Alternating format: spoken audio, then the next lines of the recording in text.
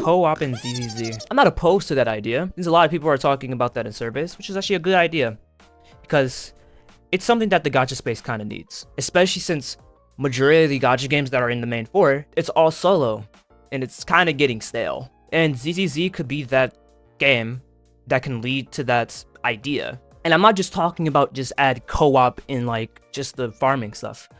I'm talking about like an actual dedicated end game.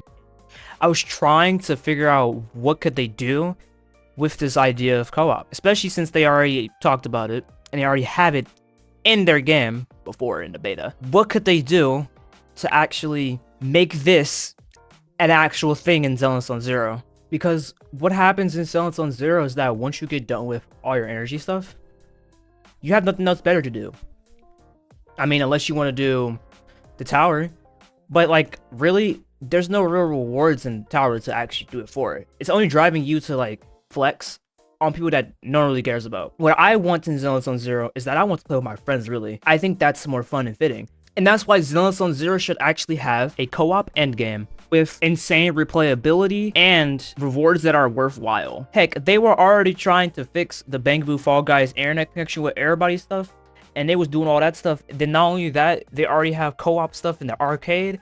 It seems like they're trying to slowly hint at us with co-op, but I don't know. It could just be for that stuff and only that stuff, and they're going to keep it the same way, and then it's not going to be something that I need. The way how the game mode would be, it would probably be like a raid rush, where it's like 3 stages and stuff, and the 2 stages are like whatever they choose it to be, whether it be like puzzles or just fighting enemies normally.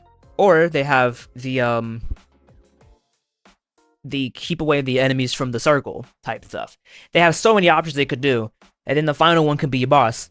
It could be all that stuff. I personally think it would be pretty nice to have that stuff.